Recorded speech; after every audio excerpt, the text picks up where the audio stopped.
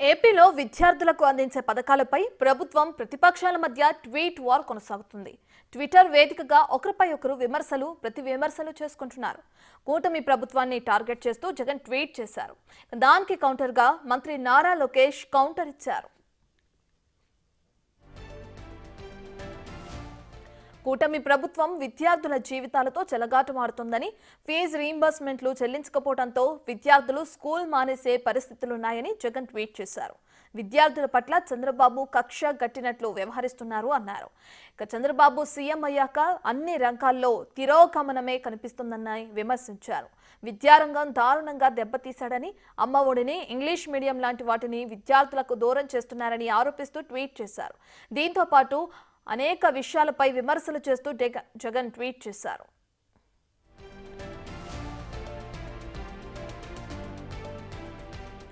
జగన్ కు కౌంటర్ ఇస్తూ లోకేష్ ట్వీట్ చేశారు.